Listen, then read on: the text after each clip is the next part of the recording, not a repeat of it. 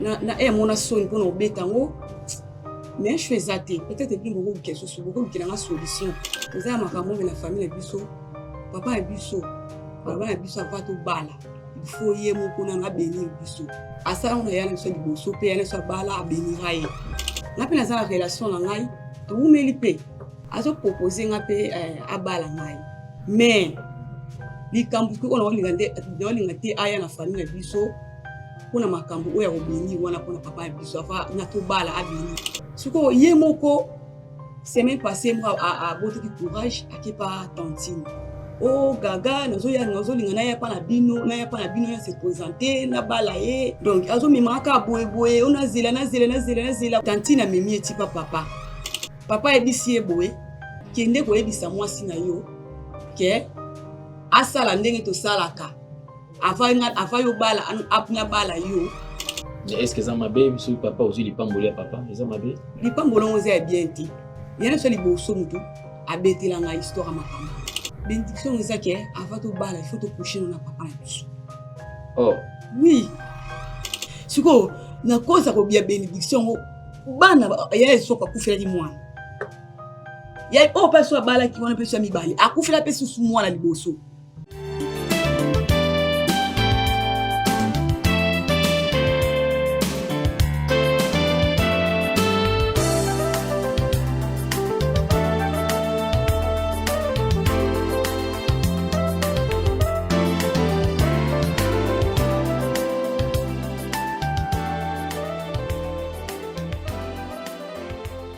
C'est un honneur de vous présenter ce grand magazine Vérité et Réalité Bossolo et Lolenga Kobika partout où vous êtes. Vous nous suivez à l'étranger, merci et bienvenue. Zola Nabiso na intérieur RDC, merci Nabino. Zola Nabiso partout, puisque vous allez en tout cas un grand merci. Nous vous transmettons les salutations de la part de toute la grande équipe. Il y a Gédéon qui a la prise de vue, Jordan Panzou qui assure la réalisation, clin d'œil à tête de KTD de Best. Alors, parlons de la Fondation Ondé au cœur de la nation ainsi qu'à l'orphelinat Famille du Cœur Christ Rédempteur. À travers cette opération, vous êtes sensible au cri des détresses. Vous voulez soutenir les orphelins, les veuves, les démunis. Pensez à cette structure et certainement Dieu va tous nous bénir. Nous parlons plus en image et on se retrouve tout juste après. Tango nyonso molinganga nazalaki komona baninganga na baboti na bango nga baparent baza te vi na nga pasi. Est-ce que kokufela baboti eza lisumu? Kozanga baboti est-ce que eza lisumu? Voilà, naye kopesa bino message. L'orphelinat Christ Rédempteur e ana posa lisungi na bino. Tala musala munene ezosala mpona bana. Tala musala munene ezosala mpona bana oyo mokili etiki ebwaki. Mais nzamba atelemi na nzela orphelinat oyo mpona koencadre bana oyo. Yaya lisungi na yo to anango posa. 1 euro no to anango posa mpona mwana moko. Tango mwana moko alie nzambe ya bitike oyo ya permettre ete na nzela no mwana alia akobosa na ote. Voilà message ya l'orphelinat Christ Rédempteur to ana besoin lisungi na bino. Ba numéro eza na se kota contact na biso assistance na yo et aux lisungi mpona bana. Que le Dieu des orphelins a bénir diama mtu nyoso je atali kanisa ko sala quelque chose peut sali yango zamba pambola bino.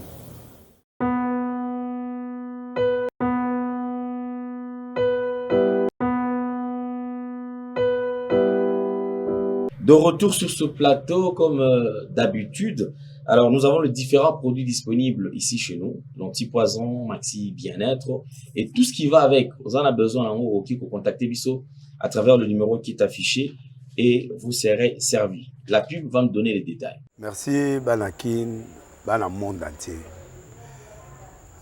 Maxi bien-être. Sougala café, le logo, na mêlé logo mais le logo est amabé. Il y a bien pour na panne technique mais ko sale la on ndenga mabete sale la ngo pona mama. Ba célibataire to lingi bino ate. So maka boma mukolo bala pourtant mzo ba produire ngo soute. Maxi bien-être yango yo. Lukango benga ndeko nanga Alendele ye mutu ayebi esika ko fournir yo autant que tu veux, $35. Eze belé na kati. Sobo melika moko de joga bien. Bémoroïde banini tout ça.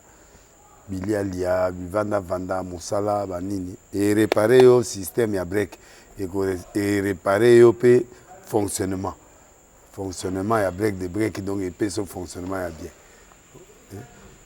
To comme ba congolais toujours gagner ba match. Oza ba défaite, pas technique en plein match, c'est pas bon. Zongela eloko.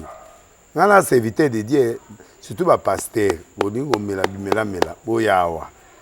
Bobenga pena alendele na numéro na ye pour bobenga pour bozoloko, c'est important.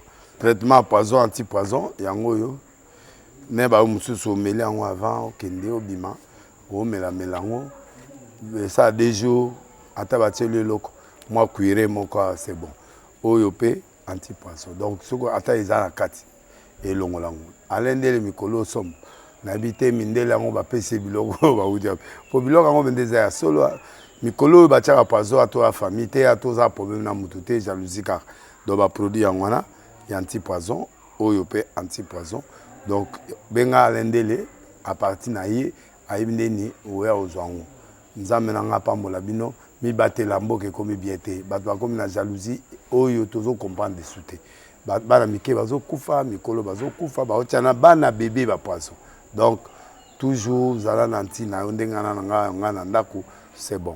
Que Dieu vous bénisse. Comme d'habitude, nous sommes de retour sur ce plateau. Un honneur d'être à la présentation et surtout, je n'oublierai jamais que nous avons un objectif. Une fois quelqu'un se retrouve à partir à travers ces grands magazines, nous, l'objectif est atteint. Alors, vous avez un temps difficile, vous avez une vérité que vous avez cachée, que vous voulez aujourd'hui exposer. Vous êtes le bienvenu. Vous avez une réalité que vous êtes en train de traverser. Vous êtes le bienvenu. Le vécu, bien sûr, que vous pouvez partager avec les autres, avec nous.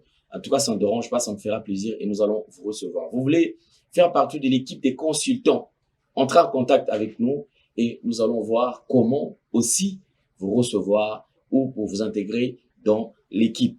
Vous voulez être ambassadeur, ambassadrice, c'est-à-dire les gens qui ont l'habitude de partager et les émissions, les gens qui ont l'habitude de contribuer, les gens qui ont l'habitude d'apporter des idées, les gens qui ont l'habitude d'orienter les gens surtout spirituellement. Ça, en tout cas, ça me fera énormément plaisir. Ici, ce n'est pas une église, c'est un plateau de télévision, bien sûr, mais nous allons partager avec vous d'une manière ou d'une autre pour vous permettre de comprendre réellement Nini Oyo Ezali Kolekana. J'ai un consultant avec moi aujourd'hui sur ce plateau, prophète Gaylor Kassaï. Prophète Gaylor, bonjour et bienvenue. Bonjour, Papa Alain, merci beaucoup. Bonne santé. Oui, ok, merci beaucoup. Comme d'habitude, ceux qui sont en consultant, c'est quelque part, tous à pina, invité, Oyo, tout yambi na plateau na biso alelo. Eza isengo ya ko partager plateau na Mama Gaga, oza na biso awa. Mama Gaga, bonjour na yo. Oui, papa, bonjour. Santé bonne. Ouais, santé bien. Ok. Merci beaucoup, Maman Gaga. Eza esengo ya ko partager na yo plateau ya vérité et réalité. Sika oyo tozali kozwa occasion ya koyoka certaines vérités, certaines réalités et aussi vécu ya bandeko ebele o tozali ko partager à travers toutes les histoires incarnées. Alors, tu nous dis quand même Toyeba, Lilo, Mama Gaga, lui santé, Ezali Malam. Est-ce que vous se sentir à l'aise dans le plateau? Vous êtes à l'aise. Vous êtes à l'aise, hein? Ok. Merci beaucoup. À ma droite, j'ai Maman Gaga. À ma gauche, j'ai le consultant, prophète Gaylor Kassaï. Avant, bien sûr, de prendre ces sujets, nous allons prendre un temps, bien sûr, comme d'habitude, de page en rose, un temps de souhaiter un heureux anniversaire à notre fils, Gelvi Kassaï, bien sûr, qui fête ses 11 ans aujourd'hui. Donc, ce n'est pas facile, petit à petit. L'oiseau fait son nid petit à petit. Et Gelvi, qui était petit, aujourd'hui, il est en train de grandir. Et nous prions que le Seigneur puisse encore l'assister. Nous te souhaitons un heureux anniversaire. Nous souhaitons tout le bonheur du monde, cher fils. Et surtout, grandis dans la crainte de Dieu et suis le chemin de ton Père parce que ce n'est pas facile de servir le Seigneur. Mais tu pourras prendre tes relèves, de servir comme ton Père le fait. En tout cas, nous sommes très très contents, nous, tes parents. Voilà pourquoi est-ce que nous te jetons beaucoup de fleurs. Cher fils, va de l'avant. Gelvi Kasai, heureux anniversaire. Maman Gaga, tu m'y quand même Nini Oyo. Et même la vérité, réalité, il comme Nini Oyo Kotani. Oyo partage la mission. Bon, comme on a eu là, nous avons 4. Nous avons 4. Nous avons 3e de la famille. Nous avons 3 filles, nous garçons mon corps. Donc, nous avons de la famille, papa est biso. Papa est biso avant tout bala. Il faut y aller mon bénir biso. Avant mon bala yo. Il faut y moi bénir biso. À ça, on a eu un bosso, puis on a bala bénir aïe. Puis bah tout ce qui peut bénir on est à la ramine. Il y a mis balé pe quand même. 3e dengai. On a 3e. On a pris la relation là ngai. Tout me lipe. Azo proposer nga pe abala ngai. Abima pa biso ya pa biso kuta na famille na kuta na famille na po abala ngai. Mais li kambu ko na olingate aya na famille na biso pona makambo oya obeni wana pona papa biso afa na to bala abeni biso. Est-ce que ça m'a bien biso papa aussi li pamboli à papa, ça m'a bien. Papa, li pambolo on est bien ti. Eza bien ti ngana nda woyeba pete to en seul busa bala ka papa abenira kai. Ya mi balé pe même. Siko to ko vanda yana so liboso mutu abetila nga histoire makamba ngo. Oh gaga papa mambo beni on ezala rabu. Eza vraiment passé. Donc na mona son pour no beta ngo mais je fais ça peut-être plus beaucoup quelque chose beaucoup qui na solution. Parce que naza mobile na il faut balanga, il faut vraiment balanga. To umeli nga kuna zo boya. Non linga kute ke aya pa biso pour na makambo ka obeni ho papa. Donc yo quand même comme une phase oyo liyo bala parce que ça mon balo déjà bo vivre na yi. Oui. Mais ce kozo hésiter kondima aya et pas na bino c'est parce que il faut d'abord papa abénir. Siko eloko nga nazo na mituna yaya liboso abala qui poser problème parce que azo ki bénédiction papa. Yaya mi balé abali azo pe bénédiction ya papa. Yo za 3e. Oui, nga za 3e. Fallait ce que yo pe obala. Oui. Mais si ko bénédiction oyo zo lunga priorité za soni. Bénédiction ni papa zali ko pesa bandeko na yo oyo zo mona et pas na yo ebongi na yo te ezo sala yo solo. Papa, bénédiction est ça que avant tout bala il faut te coucher na papa na biso. Oh. Oui. Le papa il faut moi fongola nzela et moko. So mobile na pe baza baluba. Bona baluba babala moi so za vierge. Il faut bon eza bongo babala moi so za vierge. Ce qu'on a zo comprendre que nous zo yeba te so na sandere nini. Kutu makambo kuna solo na mobile na nonti. To solo la ngona nteke o biso te za raboye. Papa biso za raboye na iseke kake to patienter na nous zela na nous ngamu ko nkolo webiso ko to ke pa biso po ko se présenter pas biso mais akomi kotsanga akomi abito umeli na ya kaka na zonga ka te ya za posa to komanda ko moko boye. Siko ye moko semaine passée moi a bote ki courage akepa tantine. Wana nga kuna yebi kutute. Akepa tantine ngai leki ya papa. Ake expliquer pour tantine. Oh gaga nazo linga na ya pa na bino ya se présenter na bala ye toko mesika moko. Donc azo mimaka boye on a zila ko zila on so ndenge ni yonga moko na boti courage na ye. Il a ko expliquer comme ça tantine a mimi eti papa. Tantine a mimi eti papa ba solo na papa.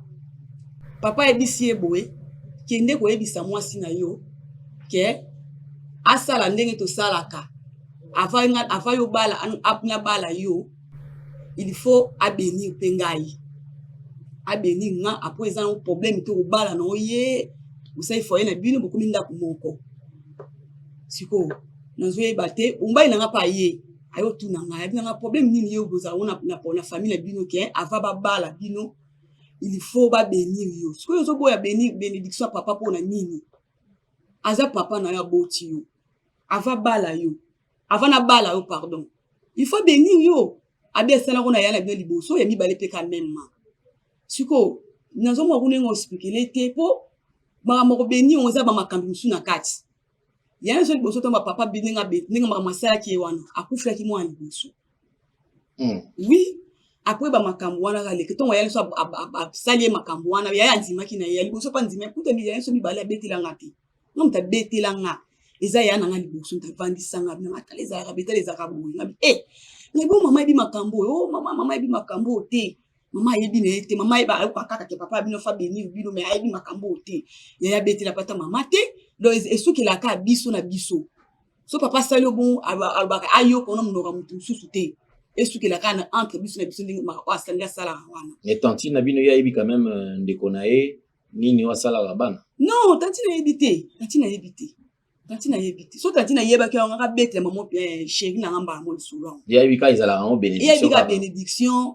so nga zo boya bénédiction pour na ni mais nga ya bete la nga se ko bete ko est ko bi son ko sa mutute mpi na garda na nga peka siko na kosa ko bia bénédiction bana ya so ko kufela di mwana ya o pa so bala ki wana pe so mi bali akufela pe susu mwana liboso donc nga siko na to banga donc nazo linga ba makambo te ne bite so no sande ni bi peut-être beaucoup ki nga te solution papa na ngai ne bite so no sande ni na zaboye parce que mobile na ngai non mona ko tout ça e bi c'est vérité likambo yo est-ce ko bala ngai susu ko bala ngai susu te pour bon na famille bon il faut o bala ka museka bon baba luba donc kutim na bango za vraiment bon so nazo e bate so na sande nini. Est-ce que vous avez peut-être un coup bon mais bibino ba bandeko basi vos amis mingi na moi ba finité na ba maman est-ce que vous avez peut-être et le batena kutana pour ça on n'est pas maman na solana maman na ta so maman ko e sanga ni ou peut-être on so maman e bil kamango bino boka ça qui a habité alors que a ebine on peut-être papa maman est bien ôté maman za na innocente na makambo a e bien ôté so ma yeba kiango mais si ka makambo ne banda ya liboso mais si pe solution peut te zoa maman est bien ôté so ba ebi ka famille na bino ebi ka keno ya liboso abali abimina papa aboti mwana liboso mwana kufi ya oyo pia mibale ndenge moko aboti mwana liboso mwana na kufi do bana o bazolanda ne bazotikala mais ouais liboso yo so liboso kaka ne bakufaka to yako ko remarquer on tout ça qui c'est le conscience na ngana ya o ya bete nga liboso ya so liboso nta bete la ngandi tout ça qui examen de conscience wana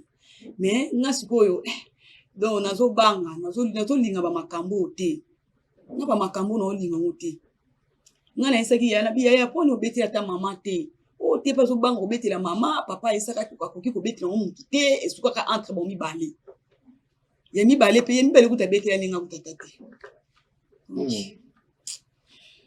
c'est très grave, c'est-à-dire un père de famille qui décide lui-même abana nanu kolumana bana na ye c'est-à-dire bana ne waza ba vierge yimo waza la mobali ya liboso azo dévierger ba après ko dévierger ba mo yo obali le libala okozwa na yo mais dans le mariage naissance ya liboso mwana il faut akufa o kobota mibale akovivre na ye akoti na mwana mibale la même chose. Mon amie Satou, elle prend conscience. Pour elle, elle se dit, mais nga, mambo na supporté à monter. Or, déjà, dans mon bali, bah, ou mais dans mon bali. Lelo, un homme d'ailleurs a eu courage, il a honoré moi sinaye, c'est un homme qu'il faut encourager. Et ceux qui ont déjà initiative à Bongo, on a besoin, à mon amener, et étant mon ceux comme moi sina comme une barrière, il faut se poser la question. C'est quoi les problèmes? Or, déjà, moi, si na mobile déjà ba vivaka. Ça, c'est la question. Ma maman, moi, est belé. Donc, maman Gaga, n'a pas été solo, yazali, muyanzi, et coutume, des osenga marambo, et belé, oh, papa salaka.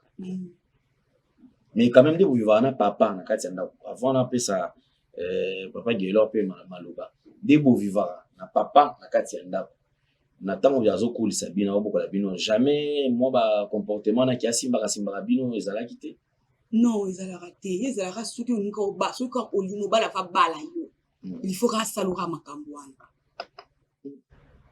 ezalaka bon très compliqué toza ndako moko toza vraiment ndako moko na papa na miso ngana eza na ndako moko malgré tout na kina mona kina pas chéri na ngai mais na lala na ngati mwana kiku na pani mwana lexi moi journée na zomi na ndako apa kandi ya premier na biso na deuxième biso ne bazana mona ndako na ba mabala na mwana suka na biso mobile tozani pe ndako na ngamu pi na mama pi.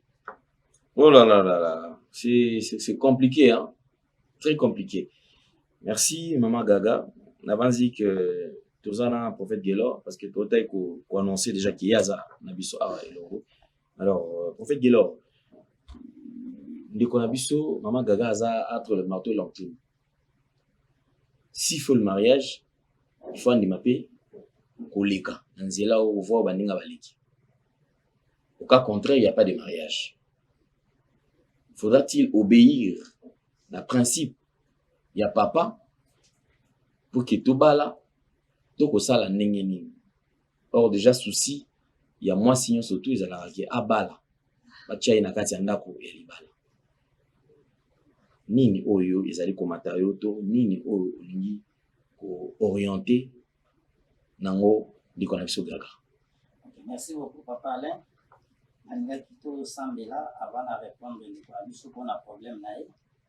Seigneur Dieu d'Abraham, le Dieu d'Isaac, le Dieu de Jacob, le Dieu de mon père Aïdi Nabal Alexandre, le Dieu de mon alliance, au Kabi Moumou Namabok Nayo, nous sommes des frères Nabiso, tous une inspiration et à mourir au centre, Namio Sotokoboba, et à la fois Nabokou Nayo, dans le nom de Jésus-Christ de Nazareth, je suis ainsi prié. Amen. Ok, merci beaucoup Papa Alain, merci beaucoup de Konabiso Gaga, merci pour la parole et considération Papa Alain. Et Papa Alain, situation yande Konabiso Oyo a rencontré, ça m'a fait très mal. Et ça n'a vraiment pas si makasi. Pourquoi ça n'a pas si? Comment na papa bana Oyo mokoboti okomisa bango basi na yo. C'est vraiment pas si makasi. Oh papa, ceux qui me mozan pour ça au salamabe. Basi basi belé na moki. Pourquoi na pas pour ça dans libanda au salon na bana na yo. Et elle na côté ce qu'on a domaine spirituel, na yé pour comprendre ce qu'on réalité ya likamboa. Likambo de konabiso abeti Mama Gaga avec courage vraiment maman na yé qui a facilité moment aux autres avec ces mais nzamba osunzamba en plus solution. Likambo de ko abeti ba tusu ba komo na oneti ba G mais za makambo eza na domaine spirituel. Pourquoi dans le domaine spirituel? Parce que toza ba homme spirituel. Na linga ki to tanga Bible conformément makambo oyo de kwa kutani nango et après to expliquer la réalité nango. Nous sommes dans le livre de Genèse chapitre 29 le verset 25 à 26. Genèse chapitre, oui c'est bon, Genèse chapitre 29 les versets 25 à 26. Genèse chapitre 29 verset 25 à 26. Oui. Ok. Le lendemain matin, voilà que c'était Léa. Alors Jacob dit à Laban, qu'est-ce que tu n'as pas fait? N'est-ce pas pour Rachel que j'ai servi chez toi? Pourquoi m'as-tu trompé? Laban dit, ce n'est point la coutume dans ce lieu de donner la cadette avant l'aîné. Parole du Seigneur. Ici, quand tu kotanga na Genèse chapitre 29, verset 25 à 26. Likambo de kakuta na ebanda na Bible, c'est-à-dire ce sont des lois familiales. Et ici, quand tu kotanga Jacob, papa, mwana ya Isaac. Lorsque papa na a koma ki vie, ayebisi Isaac, soko lingi kobala basi ya bapaya te kende na bino okokende kobala. Et Jacob a tosi maloba ya papa na ye. Akeiti epa ya oncle na ye Laban. Laban azalaki kobokola banyama. Azaki na bana basi mibale. Ya komona ezaki Léa, ya leki Rachel. Et Jacob abandi ko servir oncle na ye Laban. Et comme natamoko oncle na ye ko Jacob, est-ce que okosala nga musala ya ofele te? Yebisanga salaire na yo eza nini? Nde Jacob a répondre ye. Nazo saelo pendant 7 ans pour opesanga mwana ya mwasi Rachel. Donc c'est-à-dire salaire ya Jacob eza lokola dot o apesi là-bas pour apesa mwana mwasi. Et oncle andimi. Jacob a travaillé pendant 7 ans. Et comme ekoki ayebisi là-bas pesanga mwasi na ngapota na ngekoki. Là-bas asali fête. Ba bengi batu ya mboka basali fête. Na butu azui Léa ake kopesa ye pa Jacob. Ola pesa ye mwasi oya lingaki Rachel. Et Jacob alali na tongo talabo ezaki Rachel te eza Léa. Azongi sikoy pa là-bas. Epsi me ngala sala ki pona Rachel. Ponga la lingaki Rachel. Ndeni opesi nga Léa. Là-bas, répondre à l'obi, eza coutume na bisoté. Que les qui abala avaya. Donc, c'est-à-dire quoi? Eza na ma famille ebele, bazana ba coutume, bazaka ba loi familiale. Or, c'est là, eza diabolique. Eza le tinde qu'on a vu sur l'obi, na coutume na bango, papa, il faut abimala moi na ne ya mwasi. Oh, soi-disant, azo béni. Ce n'est pas la bénédiction, c'est la malédiction. Parce que Bible l'obi, moi na okomona olungu ya papa na yo te. C'est que votre papa a salaka azo maudire bino. Et au-delà ya coutume ya papa na bino, azala makamune so ya ba science okiti o ya se multiplier. Parce que mbongo papa na bino azwaka eza mbongo ya normalité. Bozana vie ya bien. Papa na bino asala la bino pe oyo esengi asala. Bozana vie ya bien malgré tout le bati yango ate. Papa na bino akokisa ba besoin na bino oyo esengi ya finance. Source ya mbongo ya papa na bino eza mabe. Et au-delà ya coutume abakisa makamuna ya ba science okiti. Et lorsqu'abimaka na bino, c'est-à-dire azozwa déjà beton na bino yango ndezo servir ye na monde ya molili. Et lorsqu'asala kango à la longue, soko bali, soki soit déjà bénédiction ya pesa kakindoki. Soki obimina ye lobi mobali oyo ozali na ndako akoma na problème ya impuissance.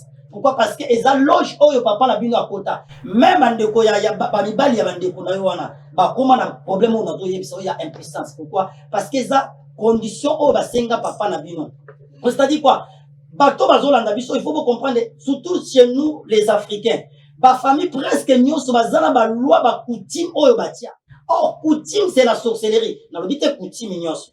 Mais coutume net oyo papa zoloba abimana mwana c'est la sorcellerie. Mais net coutume ezareba ke po bala pesa biso taba eza na sorcellerie. Mais coutume net oyo papa lobi po obala abenio c'est la sorcellerie. Azo maudire yo sans le savoir. Parce que eza biblique te Bible bi mwana komona bolungu ya papa te wana kutu komona mais au papa osala bino eza eleki même komona eza ko passer rapport mobimba et lorsque apasaka na bande kono atikeli bango ba semasi ya mabe yango ozomona na domaine ya rapport sexuel bande ko fobo keba eza domaine moko eza tellement glissant bato bamona ngo kana kibomoto mais spirituellement eza kana impact ya makasi mama papa le atuni elo moko abi prophète eta ke consultant conseil no pese a obéir tote mama la Bible est claire. Enfants, obéissez à vos parents. Et ça biblique. Mais obéissance n'a problème ni. Obéissance n'a problème ni. Est-ce que le problème a beau? Il y a mon Bible dit, bah, n'a pas tout ça para. Non. Moi, étant qu'un homme de Dieu, j'ai dit non, non, ma sœur. Pour ça, la yangote. Pour ça, la yangote, parce que c'est une malédiction. Et cette malédiction, premièrement, ils ont été pas y en Zambie. Parce que la Bible dit, moi, n'a pas mon amour, il n'y a pas de donc, c'est-à-dire, ce qu'on salon, premièrement, c'est Dieu qui va te maudire. Et deuxièmement, malédiction, ya papa, na yo, et cause na ba cause et belé. Dengo yo moko lovini. Yaya na yo liboso, era salango, aboti mo na sanini, akufu. Yami bale pendenge moko. Donc, yo peso salango, et cause la boto, c'est déjà un sacrifice. Ma sœur, ko sala yango, te atamukie. Ici, ata soki papa, parce que, comme azana bozu, soki a robo ya kobanda ko pesta yo bozu na ye, accepte ça. Ta vie ne dépend pas, ta papa non, vie ne doit dépendre dans Zambie. Pourquoi tozolo babui? Parce que là, nyoso, tozolo eza pour na sali na yo. Jésus revient bientôt. Un jour, tu vas mourir. Mais ce qu'on pratique, après la mort, au Kindiwa. Peut-être tozolo la se, ba message na bande ko nyoso ba sala ba inceste. Na ba parents na bango. Oh, na cousin na yo, na cousine na yo, na mobile. Eza c'est, eza malédiction grave, bengango inceste na Bible. C'était Peki Sami. Donc, au sala yangote. Et Sambela Nzambe. N'a pas mboli ka Nzambe ndenge oye na mona média. Ceux qui croient en Jésus-Christ comme Seigneur et Sauveur. Au croyant en Jésus-Christ comme Seigneur et Sauveur. Donc, au sungayo na ba prière maman. Mobali aza mobali ya vina akobala yo oko sala eloko wana ti. Pe libala na yo ekobeba te. Pourquoi? Parce que la Bible dit je veux que les jeunes se marient. Le mariage est sa volonté avec sa institution divine que Dieu a établie. Lokola oboyango dès le début. Puis oyoko luka solution tikala na position wana. Soki papa a pexte yepse papa na ko sala yango te. Pour moi coup pasenga za prophète ya mona panza. Yepse pe mobali no clair. Ne bisaye. Pour bona ngana pour parce que ma bébé ba bomba ngote parce que mobali zo yeba te vérité zani. Omoni baka oyo kutena no. Bande ko belle ba kutana bakabo. Bazo yeba te ba société. Yebisa mobali na yo clair. Ma bébé ba bomba ngote. Bazo banga ko sana mobali na ngao. Soki na yebisi makambo oyo peza boye akunzima adonga kolinga akunzima ngo yebisa sikoyo mobali omoni mabe babomba te yebisa mobali na yo pe batante na bino bayebelo ka bongo te komba yebi te tala bato balanda biso omoni mabe babomba yango te même Jésus lorsque azamona mabe azao pamela yango amoni Satan akoti sima Pierre dit arrière de moi Satan a chassé sur place mobali na yo bokende kosolola tante na bino omoni papa na azandoki o déjà sali abebisi de ba vie ya bandeko na mibale et abebisi na mibali na bango pe ozana obligé oyebisa bandeko il faut ba luka délivrance bango bakanisaka grande sœur na tous les deux grandes sœurs que ça bénédiction ce n'est pas la bénédiction pe ba yeba kate bakanisaka bana na bakufa normal eza papa na bino mtasala makambo wana papa apart na ye et ba grande sœur na yo wana il faut ba luka délivrance la Bible dit crois au Seigneur Jésus-Christ tu seras sauvé toi et ta famille yo yebi vérité babomba yango te lelo soki bandeko na yo batikali na kati ya makambo bapratiko basala bakonfese yango te un jour so bakufi bakende enferme yo nzambe akotuna yo pourquoi parce que on comprendrait vérité kende yebisa bandeko na yo clair omoni makambo oyo papa asalaka ovini kokanisaka ezalaka bénédiction ezalaka bénédiction te eza malédiction parce que na Bible même bana ya Noé mwana Noé azwa malédiction po amonaka nditi ya papa na ye wana amonaka sikoyo yo obimi na papa na yo eza malédiction donc c'est-à-dire ba grand terme il faut ba luka nzambe soki bokolinga tokolandela bino na délivrance et bazwa délivrance et ba confesser yango sincèrement nzambe akolimisa bango bazwa sali papa na bino azanduki ba biloko wana eza na ba coutume ebele surtout na bayazi ya bango eza bon coutume ezebele yango totangi na Bible ba coutume akindoki abonge banda na Bible Jacob akutana nango Jacob papa na ye Isaac ayebisaka ete kabala basi mibale ayebisaki abala mwasi moko et Jacob na pasaka te que un jour azala polygame mais akoma polygame à cause ya loi ya famille ya oncle na là-bas pourquoi parce que loi ya famille na bango coutume et lobaka ke leki akoki kobala pa ya yati et Jacob azaki obligé à travailler encore 7 ans encore pour azwe susu Rachel ozomona loi ya famille donc ezaba biloko ya bongo ezokoma na ba famille ebele na bato ebele bazokuta na ba loi surtout na domaine ya libala misusu eza ba famille su batia ba loi bato bakoki kobala légalement te omona peut-être koko angrosaka ye mama to papa ye pa angrosa aboti bana bazokende kaka bazoko angrosé donc eza ba coutume bongo ebele eza ba coutume somona kaka bato babota kaka na ba césarienne eza ba coutume somona mutu bato batangi ba classe misala malonga ezalaka te eza bato so batia ba coutume bi yo kozono musala me koza stable te batio ba dépense ba maladie ba makambo ebele oka bato so ba coutume ba biso eza maladie ya coutume na biso maladie héréditaire ezala te c'est la sorcellerie net eza ba côté bandeko mosusu comme tolo eza makambo ya coutume eza bandeko mosusu bandeko kota ba Kongo ko babenga soki kodia omona mutu moko bazwa bozwi bapesa yenda za na bozwi bato so fari ba kotela c'est la sorcellerie bozwi na uta donc bakanga ba chance ba vie ya bato mosusu na famille bakanga ba bloka bango bazwa bozwi na bango bapesa nde mutu moko wana po bango nyonso ba ya kotalela ye yango moni mama na ngai lorsque bozokola il faut koyeba nzambe il faut koyeba nzambe la Bible dit maintenant il y a plus de condamnation pour ceux qui sont à Jésus-Christ. Il n'y a que Jésus-Christ n'a pas pu sa loi wana ya famille ya papa na bino po yo zo délivrance mais il faut oyamba Jésus-Christ sincèrement comme Seigneur et Sauveur pe obongisa marche na yo oui nazomona obongisa pe marche na yo otambo na nzambe pour que nzambe akangula yo complètement et on a ko chiter papa lendingi ko pesanga question na obake ato sa coutume wana te c'est la sorcellerie eza sorcellerie kondima yango te nzambe apambola bino. Souhaiter que joyeux anniversaire à mon fils malgré papa les passer à mon fils aîné Gelvi Kasai et mon fils aîné Zambi Apambolayo. Merci beaucoup. Merci beaucoup prophète Geller. Je pense que déjà bandeko bazola nabiso si il y a aussi il kanisi mususu par rapport à expérience bozana yango où vous êtes révélé beaucoup qui peut kokomela biso na commentaire. Qu'est-ce que ndeko gaga okiko sala. Mais je pense déjà prophète Geller azali clair na ba dire naï. Donc, on peut se soumettre à la loi établie dans la famille. De peur que lobby est détruit. C'est-à-dire, dans chaque règle, exception est en la carte. Donc, on va kenda déjà dans zela wana, malam parce que on va kenda ki. Mais comme il a tourné, on sait que Dieu, on a une mission particulière au Zambia Sali. Alingite yo au côté de la carte alliance wana. Donc, vraiment, sur ce point-là, c'est clair. Et on va continuer toujours à prier parce que on est lorsque la loi établie dans la famille et télémi au constater que yo baka non na boy na nga na osalate et puis le fan nikimia.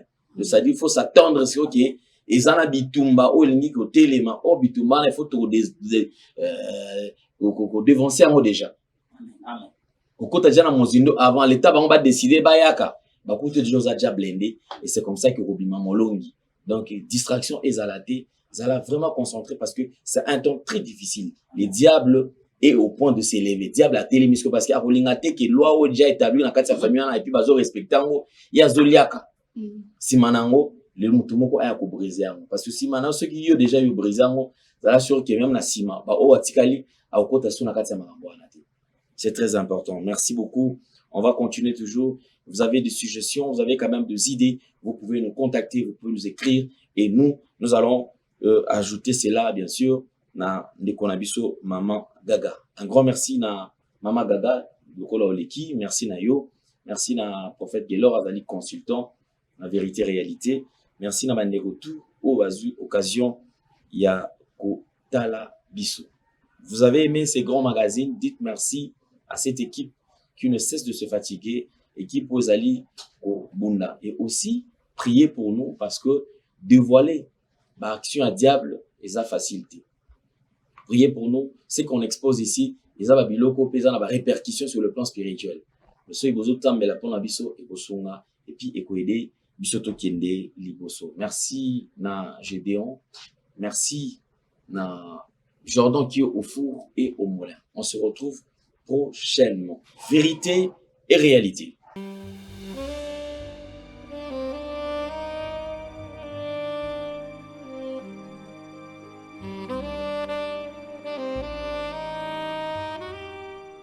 Merci Banakin, Bana monde entier.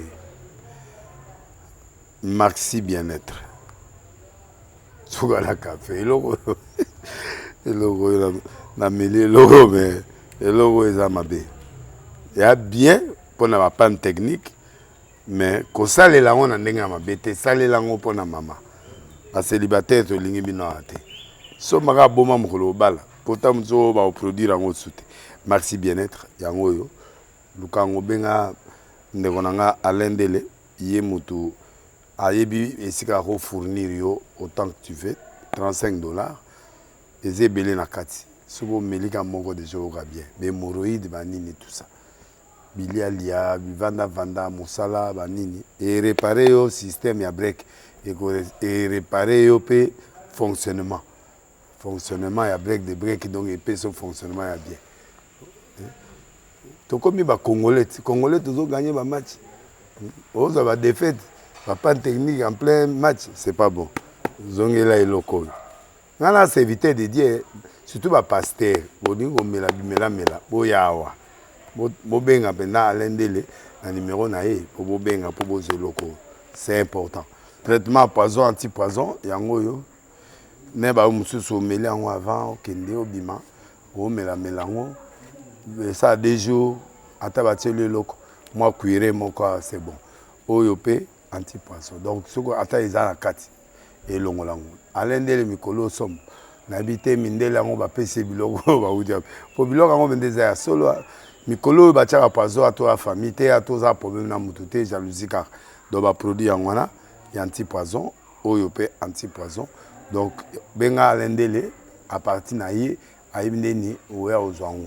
Nous avons pambola bino mi batela mboke komi biete batwa komi na jalousie oyo tozo comprendre de souté bana mike bazo kufa mikolo bazo kufa ba otiana bana bébé ba poisson donc toujours zala nanti na ndenga na nga na ndako c'est bon que Dieu vous bénisse.